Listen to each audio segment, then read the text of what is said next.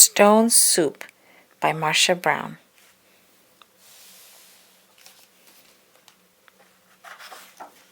Stone Soup, an old tale.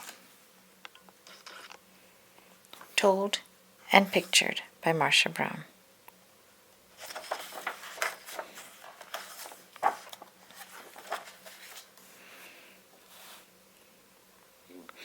Three soldiers trudged down a road in a strange country. They were on their home from the wars. Besides being tired, they were hungry. In fact, they had eaten nothing for 2 days. "How I would like a good dinner tonight," said the first. "And a bed to sleep in," said the second. "But all that is impossible," said the third. "We must march on." On they marched.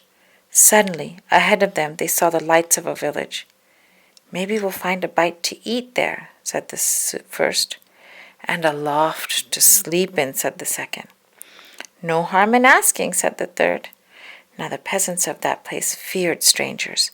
When they heard that 3 soldiers were coming down the road, they talked among themselves. "Here come 3 soldiers.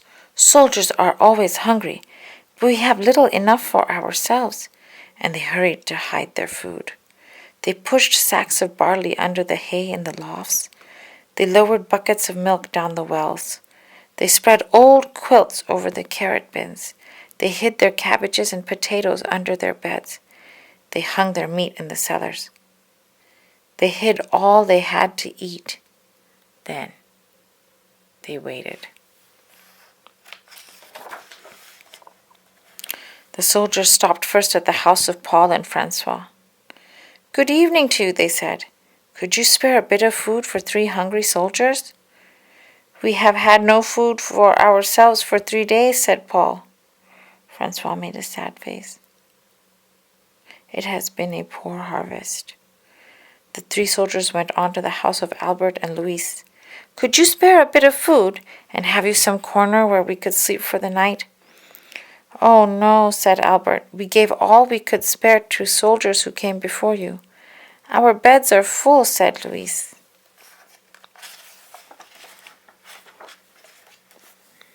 At Vincent and Marie's the answer was the same. It had been a poor harvest, and all the grain must be kept for seed. So it went all through the village. Not a peasant had any food to give away. They all had good reasons. One family had used the grain for feed. Another had an old sick father to care for. All had too many mouths to fill.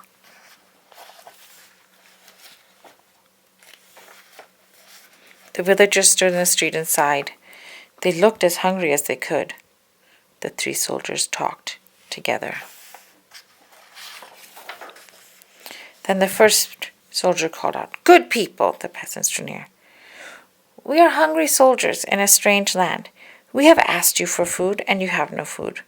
Well then, we'll have to make stone soup." The peasants stared. Stone soup? That would be something to know about.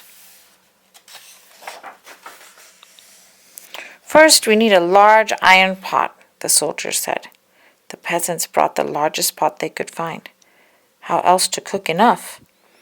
"That's none too large," said the soldiers, "but it will do. And now, water to fill it, and a fire to heat it." It took many buckets of water to fill the pot. A fire was built on the village square, and the pot was set to boil. "And now, if you please, 3 round, smooth stones." Those were easy enough to find. The peasants' eyes grew round as they watched the soldiers drop the stones into the pot.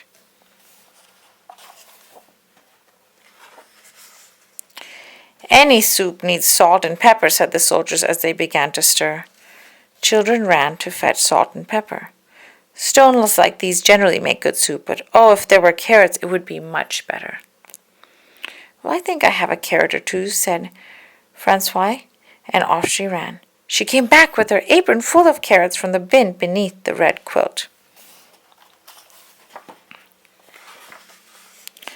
A good stone soup should have cabbage, said the soldiers as they sliced the carrots into the pot. But no use asking for what you don't have. I think I could find a cabbage somewhere, said Marie, and she hurried home. Back she came with 3 cabbages from the cupboard under the bed. If we only had a bit of beef and a few potatoes, this soup would be good enough for a rich man's table. The peasants thought that over. They remembered their potatoes and the sides of beef hanging in the cellars. They ran to fetch them. A rich man's soup, and all from a few stones. It seemed like magic.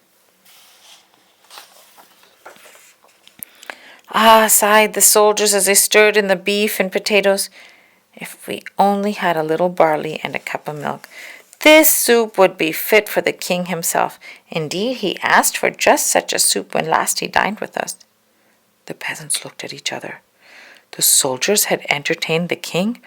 Well, but no use asking for what you don't have, the soldiers sighed. The peasants brought their barley from the lofts. They brought their milk from the wells.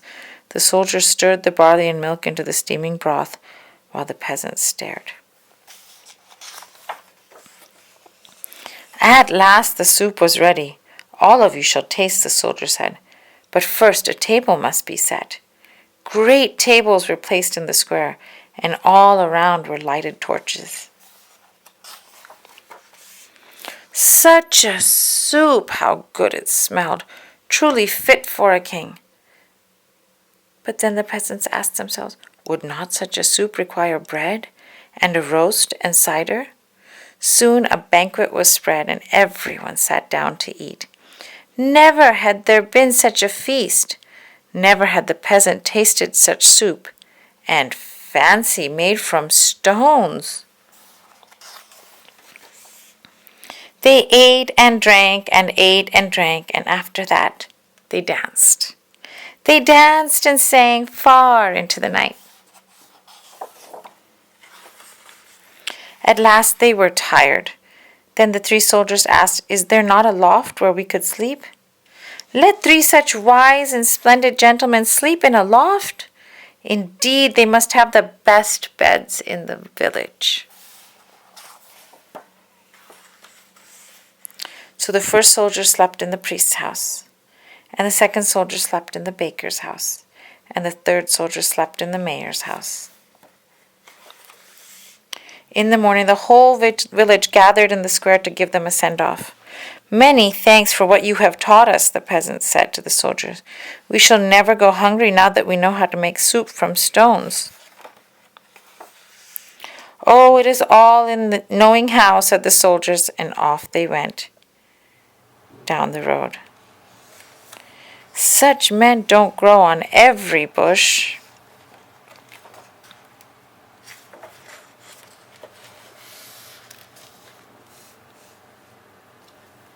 Thank you for listening.